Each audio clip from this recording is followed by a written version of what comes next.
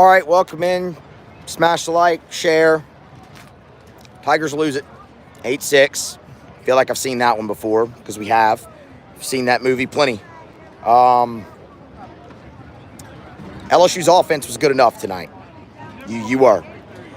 You gave up, scored 3 in the third. 3 in the second. Gave up a run immediately. Oh, I'm sorry. First, you had the solo homer from White in the first. Then you gave up the lead in the second. But you have the three spot to answer. You give up another run in the third, another run in the fourth, get a run back in the fifth, give up another run in the sixth. It was all night. You just continued. Anytime you did something positive offensively, the pitching could not hold the line tonight, and it's very disappointing. It's very disappointing. I don't know what else to say. Like, the strides the offense has made tonight, this weekend have been good. Have they been perfect? Of course not. But they've been good, and they've been good enough to win. They did win one of the games. They were good enough to win this one tonight offensively. They were not on the mound.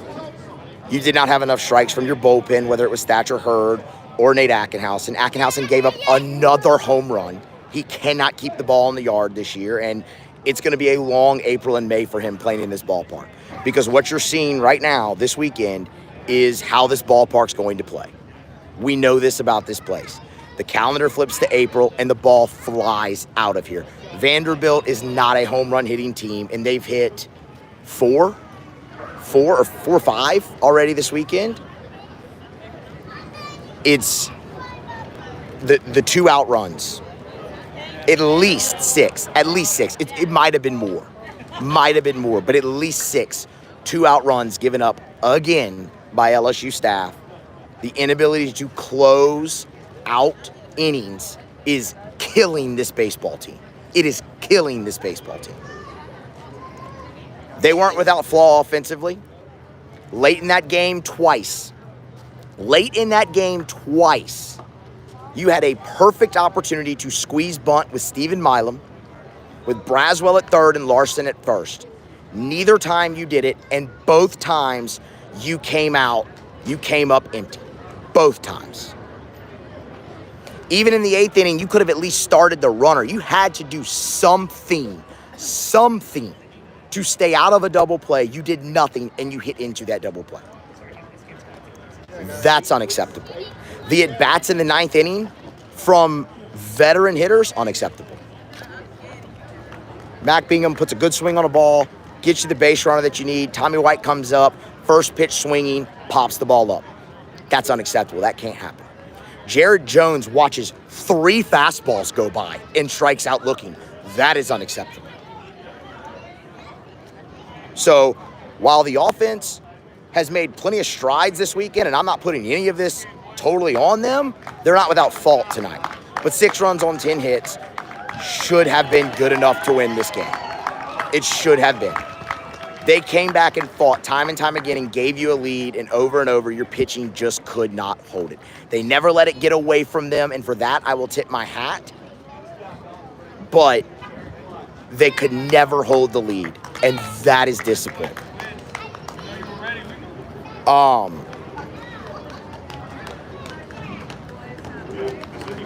You didn't have enough strikes from your bullpen. I might have already mentioned that. But you didn't have enough strikes from your bullpen. That's upsetting. I mean, it was constantly guys behind in the count.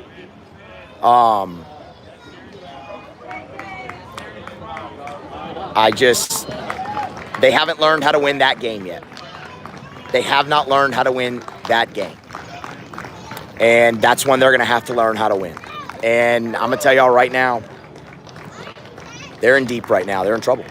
Because I hate to bring this up. I hate to invoke these memories, but this feels a lot like the Florida series right now. Because you had a lead multiple times in game 2. You were in position to win it. You gave up the lead late in the bullpen and couldn't stage a rally to come back. And now you stare at Sunday with the opposing team's ace on the mound, and they still have Kranzler, they still have Ginther, and they still have Miller Green that they have not used out of that bullpen.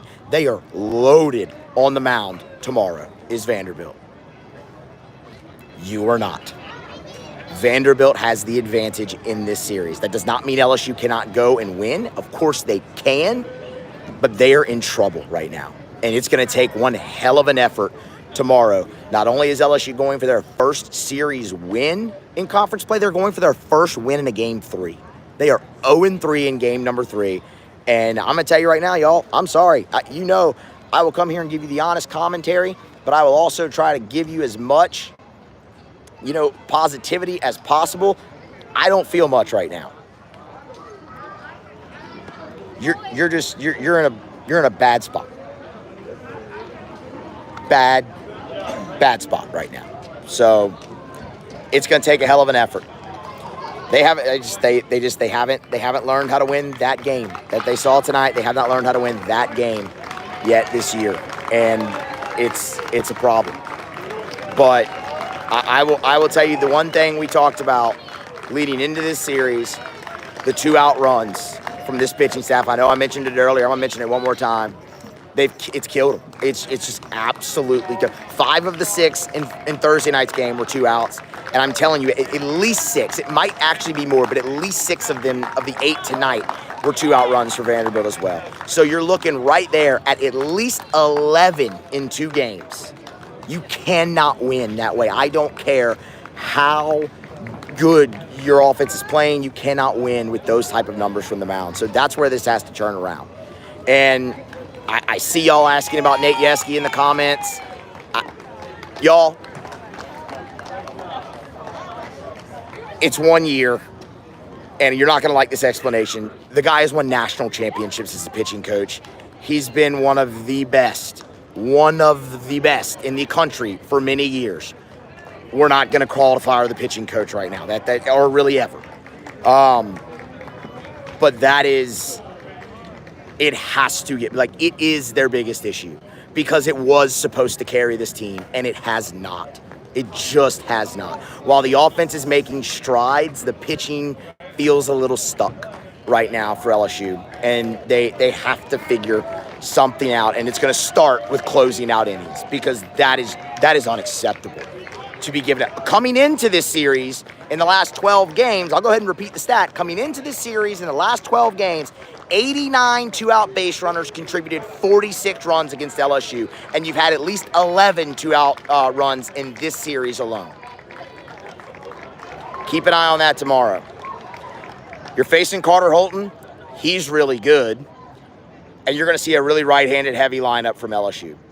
Triple D, yes, Larson had a great night. His future's so bright. He feels wise beyond his years, and I don't expect to see him. In the ball game tomorrow, because I think you go really heavy righty lineup against the lefty Holton. The one guy left-handed hitter you might see is Pearson. That's the way. Look at Cat. What does it say, Cat? That's the way they've done it against Cags. That's the way they did it against Hagen Smith. That's the way they did it against Mason Molina. They went very heavy, and Pearson was the only left-handed hitter in the lineup. So I expect that tomorrow. Maybe I'll be wrong, but I expect that tomorrow. I would expect Milazzo behind the plate, another righty bat, all of that, and we'll see how they go. As far as you pitching, who do you start? I think it's Javen Coleman. I mean, he's kind of your one option left that has started games for you this season, and then you go staff after that. So, I mean, look, it's for Cade Anderson, Carl the Cat throwing in Cade Anderson behind me. That's another option as well. But you're going to have to go staff. You're in the same situation you were in last week, in a sense, where you're on a full whole staff day against the other team's ace. And you're in the same situation you're in against Florida, where you're in a rubber match against the other team's ace. Neither of those went great for you. So we'll see. We'll see how they do it. My vote is Coleman gets the start, and you have Anderson, you have Guidry, you have arms behind him. But I like Vanderbilt's pitching situation a lot better than LSU's. So tomorrow's a big day for this team. And they're at Cloudsack 117, I'm worried about tomorrow too, as you can probably tell. Hopefully they rise to the occasion. We've talked a lot about soul searching. We've talked a lot about gut check. That's tomorrow. That's tomorrow. So y'all smash the like button. Get subscribed up to the pod. Get subscribed up to the YouTube channel. All that greatly appreciated. And, you know, we'll have you covered wall to wall. I mean, that's what we do here, win or lose. We'll have you covered wall to wall. Obviously, tomorrow we'll have our full recap of the weekend, and hopefully we're recapping a series. But it's going to take a really, really big effort. A really, really, really big effort from LSU tomorrow. They're capable, but it's going to be a big effort. So that is going to wrap us up. Y'all are good. That's going to wrap us up. Y'all smash the like and